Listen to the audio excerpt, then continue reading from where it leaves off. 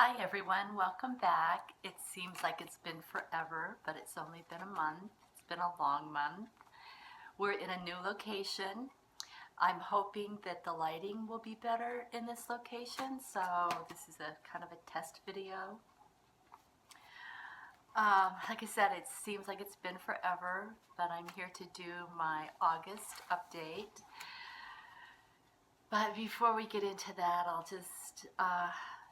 I'd like to share with you a little bit about what's been going on with my life this month. Sorry, dropping things already.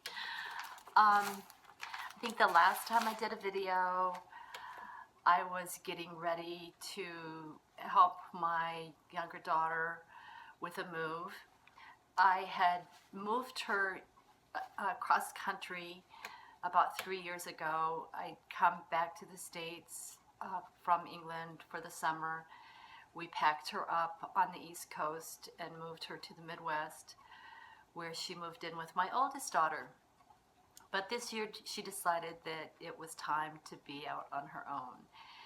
And she was granted an art residency in Maine this summer, and while she was gone, she had asked me that while she was gone that if I would strip a desk that she had and repaint it. So that was project number 1 this month.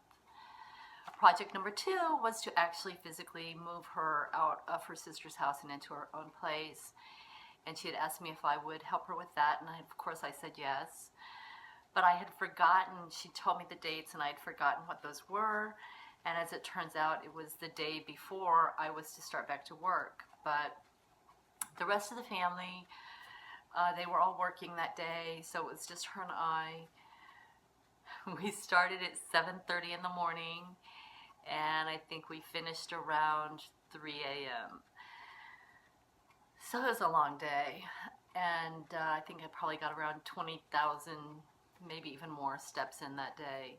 So it was a very physical day, and then I started to work the next day. But this is the child that's most like me when it comes to liking things very clean. And we had a short window to get her moved in, so we didn't get to clean her apartment before we moved her stuff in.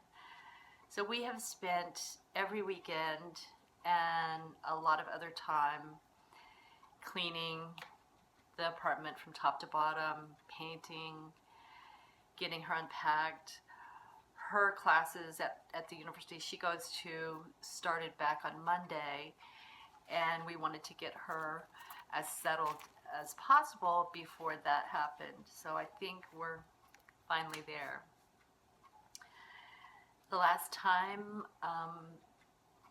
we visited, I had put a self-restriction on that I had to finish 5 whips before I was allowed to start anything new. And I managed that somehow. I'm not really sure how. Between getting my daughter moved, cleaning, unpacking, and then starting back to work full time. And I love my job. I absolutely adore working with children. But these last 3 weeks have been incredibly stressful. And without getting into it too much, some of the children that I work with can be very physical toward me. And when I say physical, I mean like actually like hitting. And so that's been incredibly stressful. But I think that having an outlet to decompress at the end of the day has been such a blessing. And I'm just thankful that I have that. I have cross stitch to sit down and take my mind off of the events of the day and just let the stress wash away. So that's how I have managed to get my 5 finishes in. Granted, Some of them are small, but still, I managed. Yay! So I got to do a new start, which we'll talk about later. Before we get into that, though, I would really like to put an apology out there. Excuse me. So many of you comment on my videos, and I truly appreciate that, but I need to apologize for it taking me so long to reply to those comments. I love reading your comments, and I do read them all, and in an effort to let you know how much I appreciate you taking the time to comment, I like to reply back. Sometimes it's just with a quick thank you or a like on that comment, but I do try to give a little bit more than that as often as I can. I think I'm caught up, but if I'm not, I apologize. I will get caught up and make a huge effort to keep up with them all. Oh, and also, you guys, thank you. I have hit over 1,000 subscribers. I am so blessed that you guys want to come and share time with me, and I really appreciate that. So thank you for everyone who subscribes, who comments, who likes. Thank you. It's amazing. I think I did my first video around the March time frame. So yeah, just thank you. All right, into the actual cross stitching and my finishes. Again, like I said, they're not huge finishes, but they are finishes. So my first one was from Stitch Mania. I started in Stitch Mania in May, and it is Life's a Stitch by Lizzie Kate. And I switched it up a little bit. The last time you saw this, I had everything done except for this outer border. I had started the outer border, and I got to looking at it. I didn't like it, so I switched it up and I just did a plain cross stitch around. So there's the first finish. And I apologize, it's on linen. I can't remember what count. I can't remember what color. It's natural linen. I did use the called for sampler threads on that one. So there it is again. There's finish number 1. Finish number 2 was this one, Antique Locks and Keys, and that's by Shakespeare's Peddler. I used a silk. What silk did I use? Chocolat, but I can't remember.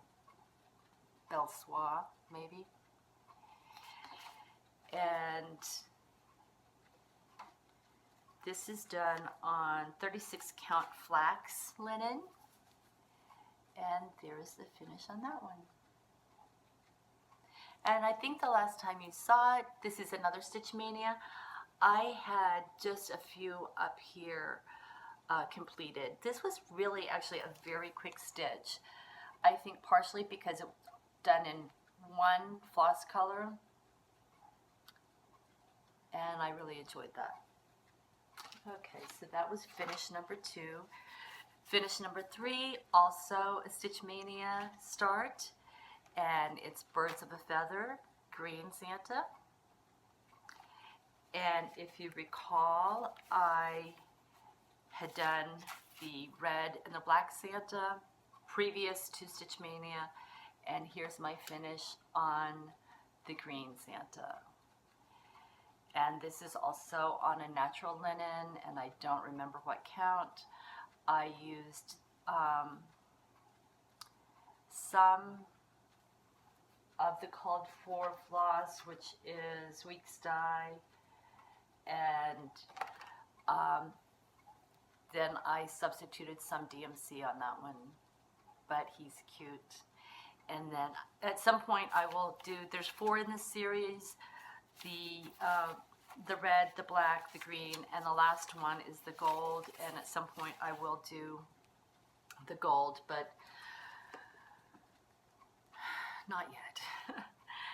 Okay, then my fourth finish is from the Just Cross Stitch Christmas Ornaments 2001 magazine. And if you recall, this was also a Stitch Mania start. And here is a photocopy out of that magazine. And it's called Rooster Ride by, I think it's Kathy Barrick. Barrick Samplers, yeah, Kathy Barrick. And this is done on a 20 count 1/1 using DMC, and this made me realize how much I hate stitching on black. There you go for that one, but I'm glad to have it done. I love it. But man, when you stitch on black, every little imperfection shows up. But there he is, Santa with his rooster. Okay, and finish number, let's see, that was, oh wait a minute, maybe I have 6 finishes. 1, 2, 3, 4, I have 6 finishes, duh. Okay, finish number 5, which technically I guess I finished this one 2 days ago, so I finished it in September, but we're gonna go ahead and count it. If you recall, I am stitching this. It's called Save the Bees from Lila's Studio, and this was a gift from Emily C. I won one of her giveaways, and I had started stitching on it, and my younger daughter saw it and decided that she needed that for her new place, and so it's for her. And it's stitched on 32 count cream linen. And here we are. The last time you saw this in my July update, I had, let's see if I can hold it up here. I had stitched this main part down here. I believe I had this bee with the honeycomb and plant these, Save the Bees, finished. I think that I had these 3 finished, and I had started coming down here on this border. So I completed the rest of the border, and this bee, that leaf, this motif, and everything that you see down here. And this section is done 1/1. I'll give you a closer look at that section. Hopefully you can see that. This is done with the DMC conversion. The only change that I made, rather than using the 310 for the dark fiber here, I used 3799. Everything else is as charted with the conversion. I really enjoyed stitching this. The only thing that I didn't like about it, and I'll fold this so that you can have a closer look, it is charted. I stitched it as charted, but I don't know if you can tell, like, the lettering is not symmetrical. Like this A is bigger than the rest of the letters in that word. The E's are bigger than the N's in the rest of the letters. And that kind of bugged me a little bit, but I decided to just go ahead and stitch it as charted. The only other thing that bothered me was in the pattern. This chart was designed in 2015. So it's charted with 2015. However, she does provide an alphabet and numbers, but the 6, well, all the numbers, I had stitched the 2, 0, and the 1, and then I thought, I'll just look at the chart to get the 6. So when I looked at the chart to get the 6, it was a completely different size than what the pattern had for the 2, the 0, and the 1. And I'm like, I'm not ripping that out. I will just adjust and make the 6 smaller. So those were my only complaints about the chart. Otherwise, I loved stitching this. I will probably stitch it again for myself. Here's another look.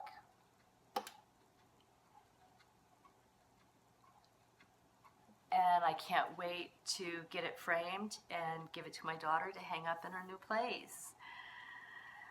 I think I mentioned in my previous video that we do have the frame and I have the mat board, but I can't find my stainless steel pins to pin it. So when I find those, I will get it framed and give it to her so she can hang it up and enjoy it. Then my final finish, which is my only FFO for the month, every year for, oh my goodness, my oldest daughter's 35, so probably every year since she was a baby, I have a tradition that I either make or buy a Christmas ornament for each of my children every year and myself, and that way when they go out on their own, they have an ornament collection for their own tree. And a couple of years ago, I don't know what happened, but my daughter is missing an ornament from that year, and I knew which, by looking back at my own ornaments, I knew which series that I had stitched from, and I had this. I don't know if I ran out of time and I just told her I'll get it to you later or what, but it is a Mill Hill ornament from the Charm Santa Faces Series 2, the Joyful Santa. And this is my finish of that, my fully finished item. And on my ornaments, how I make the hanger is, you know, they always give you more beads than you need. So I just make a hanger out of the beads.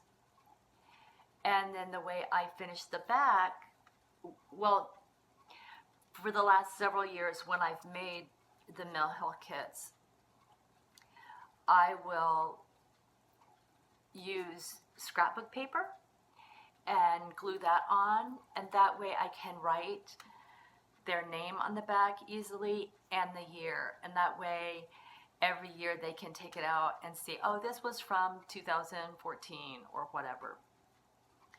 I used to do it with the felt, but it was difficult to write on that, and so I started using just random scrapbook paper, which I have loads of. And yeah, so there's my FFO for the month, and that will go to her now that I've shown it to you. Okay, so with the 6 finishes, I will tell you, then I now have completed 30 finishes for the year, and that brings my current whips down from 30 to 25. No, I'm sorry, 24. Public math. From 30 to 24 because I have 6 finishes. But I had a new start. Actually, I just started this last night. So I will show you my new start. I decided to go ahead and start one more stitch. Get the glare off of that. Which was so graciously gifted to me from Flag Day Girl on Instagram, Cheryl. Thank you again. I love it. And I have just a very small start, and I'm contemplating actually taking it out and restarting because I'm stitching it on a 30 count R&R called Oatmeal. And I don't know, I was just excited to start it last night, so I didn't iron the linen before I started. And this is stitched with the Classic Colorworks thread. And R&R fabric is notorious, at least to me, for being very difficult to get any wrinkles out of. And so what I normally do to get the wrinkles out of it prior to stitching is I'll wet it, I put it in the freezer and let it freeze, and then I take it out and iron it, and that gets all the creases out of it.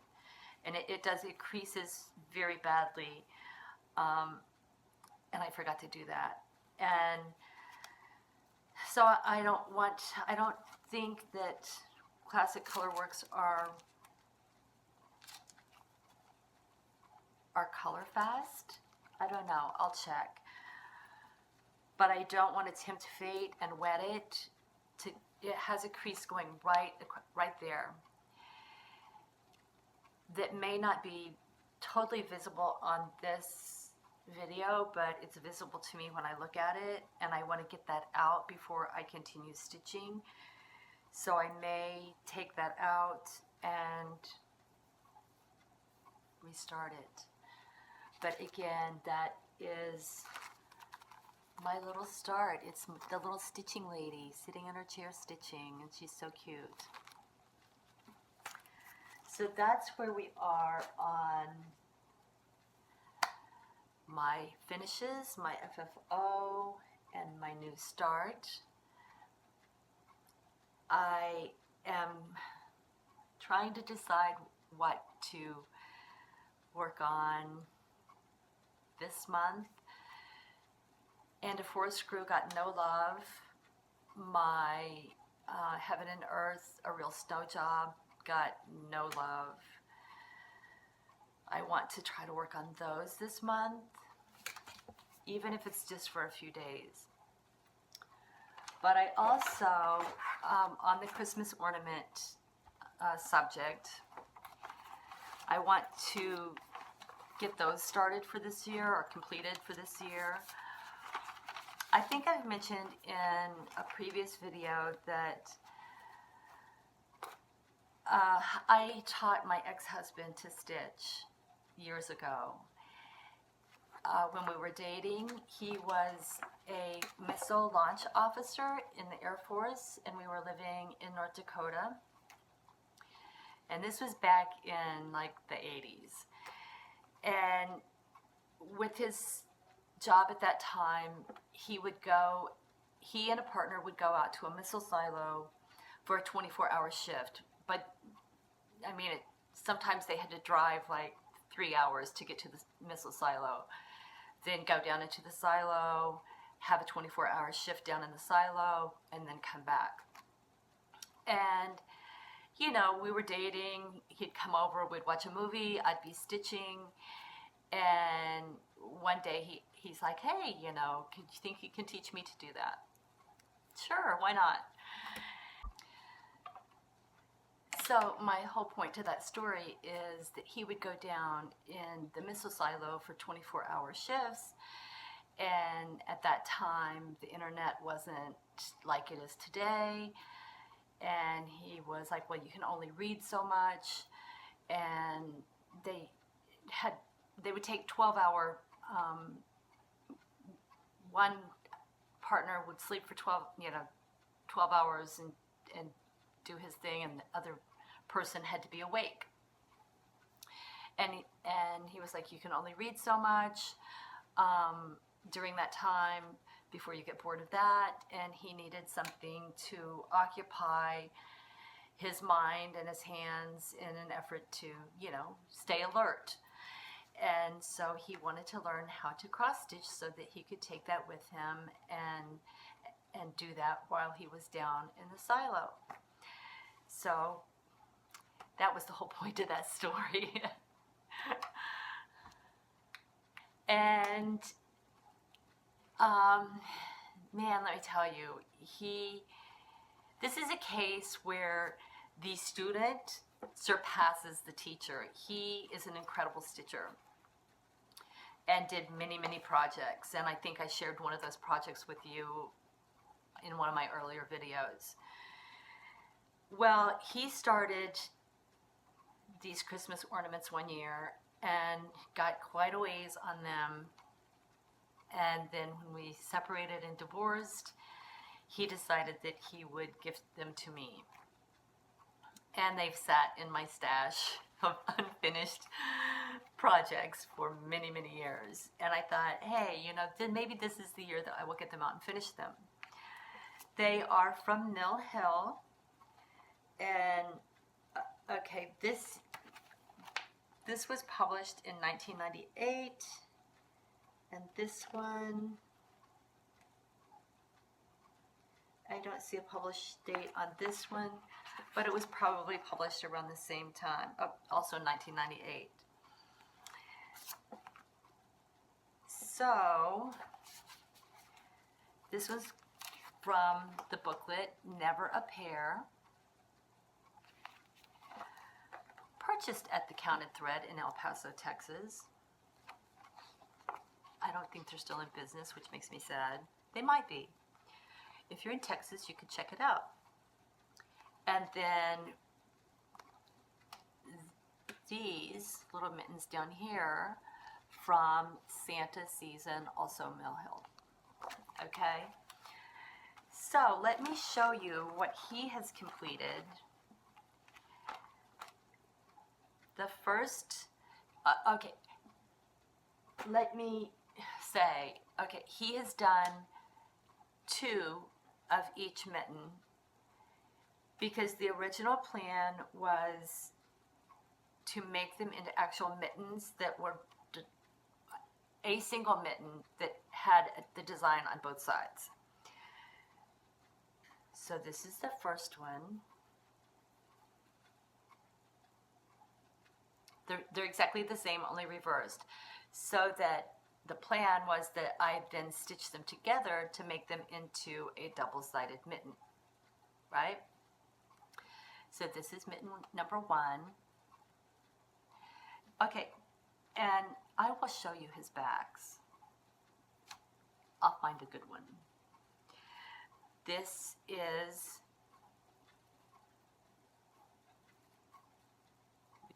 mitten number 2.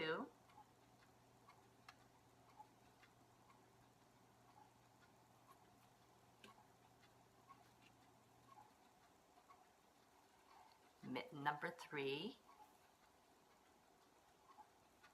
This is probably one of my favorite ones. Okay, look at his back. Amazing. He's a lefty, and I always joke that, well, yours is better because you're a lefty. There we go again. Mitten number 4.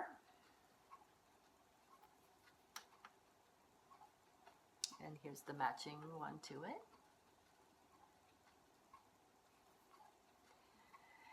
And then mitten number 5, which is the one that's not completed, and it's on black fabric, is this one, the Santa. And this is what it looks like when it's completed, right here. So I need to complete basically his beard. So he has both of them at the same spot. I just need to complete it. And then I need to stitch them together.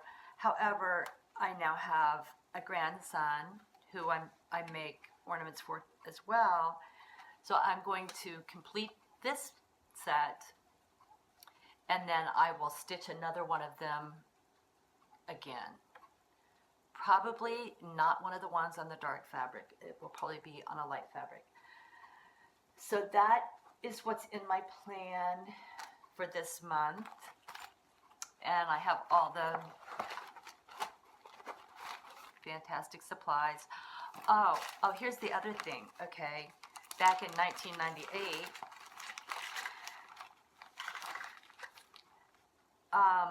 there weren't quite as many options for fibers back then. And these are stitched with this nasty DMC rayon. Not looking forward to that. But it also has, they also have a lot of Krennic, and then the beads. So we have that to at least start this month, because I don't like getting down to, you know, mid-December and not having them finished. The other thing that I would like to start this month, okay, we're kind of moving into fall. So I'm not going to spend a lot of time on that. I placed another order from the Etsy seller, Vicki Clayton, at hand-dyed fibers. I got some more trim, which is just absolutely beautiful. And then I did get more of my coveted 40 count linen in 4 different colors. So I got that. I also did some more shopping, which you guys know from my past videos. I don't buy a lot, but these past 2 months, when you feel like your stitching time is limited, your stashing time increases. So I got another, I got these from an eBay seller. This one is from Dames of the Needle, called Beehive, continuing my bee theme. And that's a cute one. I can't wait to start that. And then Carriage House samplings called Bee Skep Ornament. I'm anxious to do that one too, to add to my collection. And then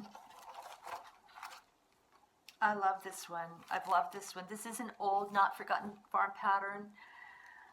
I don't know what year it's from,